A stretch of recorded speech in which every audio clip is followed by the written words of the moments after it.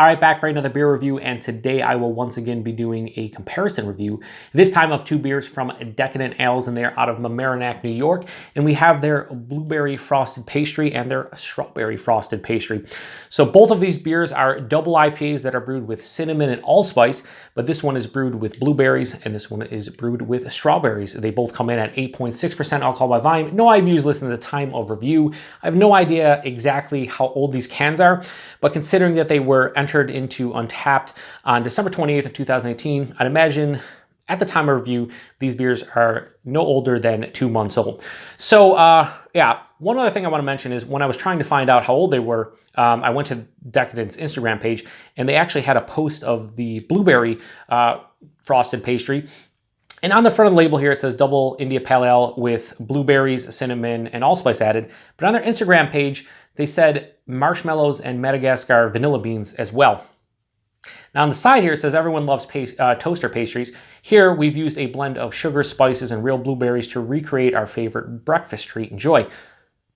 Based on what they're saying on the side here, I'd imagine that there's marshmallows and vanilla beans in this beer, but based on the label on the front and what it says is brewed with, I guess not. I have no idea. We're just gonna go with what it says on the label, but if I taste marshmallows or vanilla beans, then I guess totally in here. I don't know. But anyway, I've reviewed a couple beers from Decadent on the channel. The one thing about Decadent is I really like their beers, but more often than not, I usually don't pick up the base, which is typically an IPA or a double IPA.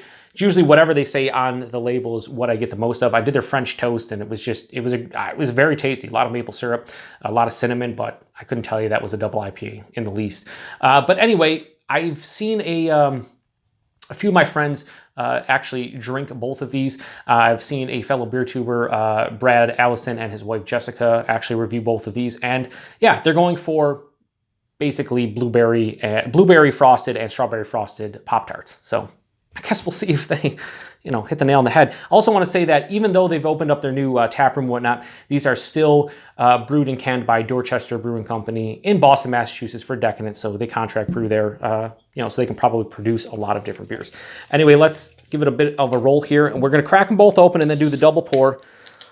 I'd imagine I'm going to do a really bad job. I'm never really good with the double pours when it comes to the cans. I don't know what it is, but I guess we'll figure this out. Anyway, here we go. You guys ready for this? Because I'm not.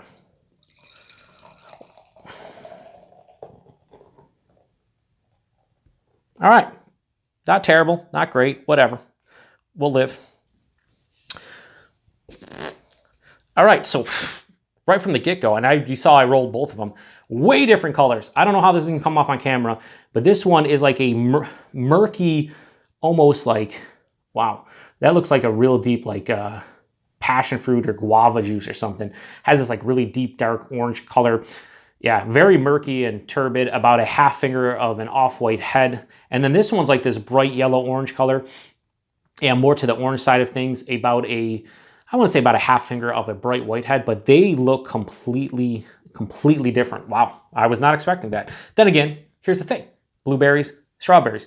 This definitely has a darker hue to it, which makes sense with the blueberries and strawberries. You're gonna have a lighter look to it. So I guess it makes sense from that aspect. So anyway, let's get a nose on the blueberry one.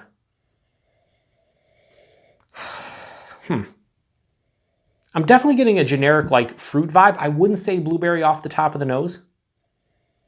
It totally does not smell like a blueberry frosted Pop Tart. I'm getting a little bit of like citrus character, grapefruit, and orange.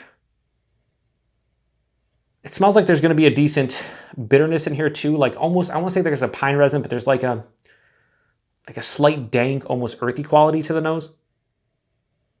As I'm swirling, I'm getting a little bit of like a bready, slight vanilla tinge to it. So probably using vanilla or marshmallow. Yeah, it doesn't smell bad, but is that screaming blueberry Pop Tart? No, not at all. Anyway, let's get a nose on the strawberry one, which again looks way different. And even though I kind of went nuts about the color and whatnot, and obviously blueberries and strawberries, you can have darker look to it. And I was like, I said I didn't expect that, and I kind of didn't. I don't know why I didn't, but this one is way less turbid. So I don't know, it's kind of weird from that aspect. Ooh, now that one smells a little bit more like Pop Tarts. Yeah, definitely getting like a vanilla, a little bit of a like nondescript berry. I couldn't tell you. This one could not tell you there's blueberry. This one I can't tell you there's strawberry, not based on the nose. But still, like citrus, grapefruit, orange, maybe even like a little lemon pith in here. Slight stone fruit vibe, peach, apricot, mango. This one actually smells a little bit sweeter. It seems like more of the malts coming out in this one, and then more of, if, again, they're using marshmallow and vanilla, more like vanilla, more of the pastry aspect of the beer, or the pastry quality of the beer is coming out in this one. Both of them smell pretty solid. Again, what they're saying on the label, not really translating into the nose, but I will say they both smell pretty good. And I think they're going to be tasty, but I don't know if they're going to hit the nail on the head, so to speak, when we talk about what they're going for. Anyway, let's get into it. Cheers, everybody.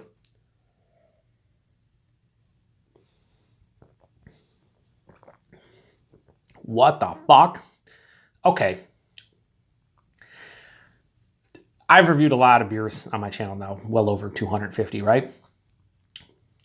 This is the most just unexpected taste based on the nose I've ever had in a beer. It did a complete 180 without a shadow of a doubt. I've never experienced that to that level. I mean, I've experienced it, but this is crazy. This tastes nothing like it smelled. I gotta go back. This kind of messing with my mind. Yeah, that kind of tastes like a liquefied Pop Tart to some extent. Tons of vanilla, marshmallow. I would think there's lactose in here. They do say a blend of sugars. Maybe they're using milk sugar, aka lactose. But tons of like that cinnamon and allspice. I'm just thinking about it. There's cinnamon and allspice in here. Did not get that on the nose. In the taste, sure, definitely cinnamon, allspice. You could even say like nutmeg and just, you know, all your like winter, fall spices. This is weird. Body's like straight up medium body, a bit thin at 8.6%. Mouthfeel is quite creamy, soft, smooth, kind of what they're going for, I imagine. But the taste, yeah, it's bready, it's pastry-esque. There's vanilla. There's definitely, there's a nondescript berry. Again, I couldn't tell you there's blueberry in this. It might be my hashtag baby palate. Shout out to Chris over at Off the 10th, who is now, I think he has an adult palate at this point. But yeah, it's full-on sweetness. This beer finished sweet. I can't tell you it's 8.6%, so that's good. But this is full-on sweet. A lot of pastry qualities to this one. Nondescript berry.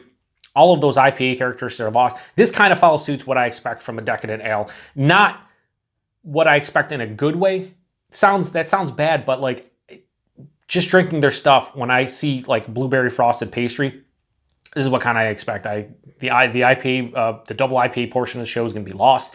You're going to be left with the frosted pastry qualities and characters to the beer, and that's what I'm kind of at with this one. I don't know how to feel about it, so I'm just gonna sit here and think for a second as I dive into the strawberry one. I don't know if I'm disappointed with that. I don't know how I feel exactly. So let's get into this one. Cheers, everyone.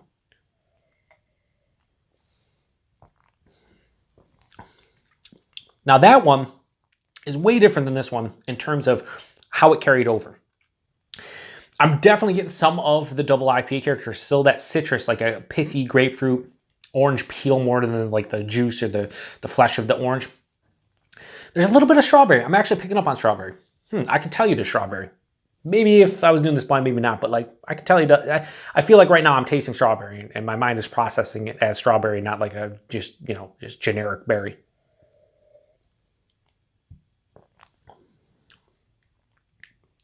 The pastry qualities are there. It's not as, dare I say, bombastic.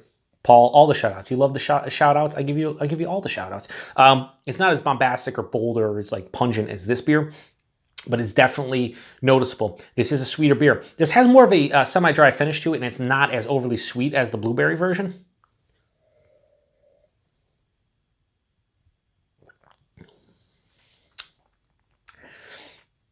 Yeah, body is medium body. Mouthfeel, not as creamy as the blueberry one. A little bit more carbonation. It's still soft and relatively smooth, but it just doesn't have the creaminess that the blueberry one has. I don't know how to feel about these. I don't rate to style.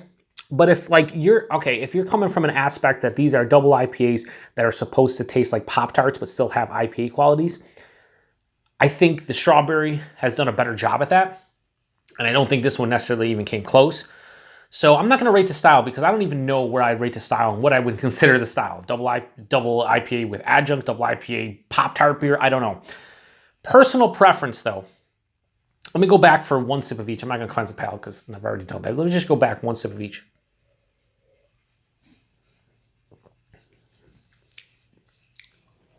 That's way sweeter, no doubt.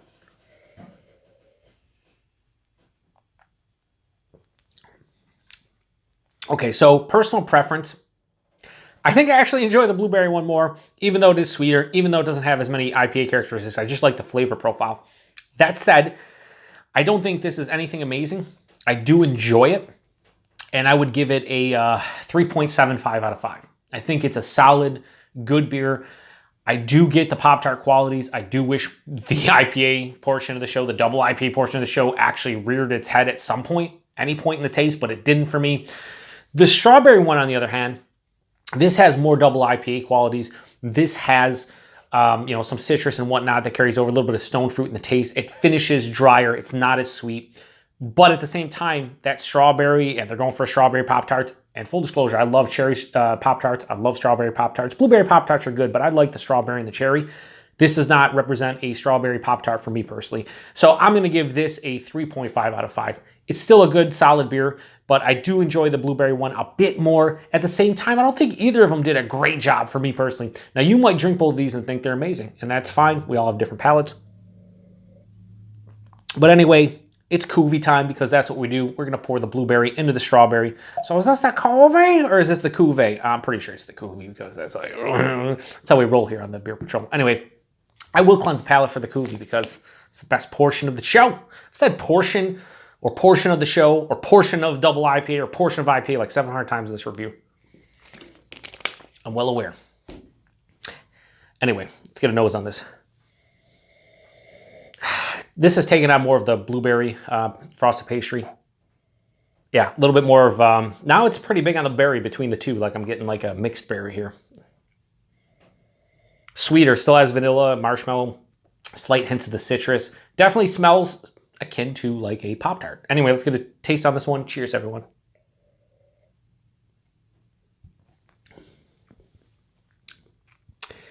Yeah, it didn't do much, honestly. I think I'm getting more, actually, getting more of the strawberry. I'm definitely getting the dryness from the strawberry. A little bit of the pastry stout qualities, but more of like that citrus rind, the citrus pith. Yeah, this is not bad. The cuvee, I'd give like a 3.5 to 3.75, somewhere in between the two. Anyway, yeah, the cuvee's the cuvee, whatever. At the end of the day, if you want to pick up these beers because you're intrigued by what's on the label, do so, because that's the whole point of drinking beer and craft beer or good beer, whatever you want to call it. These sound like fun beers, and I typically like what Decadent does, but these for me fell a bit short, and I think I paid $5.50 a can. A little expensive. I know they're using a bunch of different ingredients apparently and whatnot. Yeah, I don't know. I will say if you look at it and you say, okay, there's blueberries or strawberries and then cinnamon and allspice, I don't get a ton of cinnamon and allspice. You get a decent amount of it in the taste, but not that much. This one is all about, specifically the blueberry one's all about the berry and about like the sweetness, and it definitely comes off more of like a blueberry Pop-Tart. This one more of like an IPA with hints of that. But I don't think either of them did a great job for me personally at representing what I want in a Pop-Tart IPA. That sounds really stupid. Like that, what I just said sounds really stupid. A Pop-Tart IPA.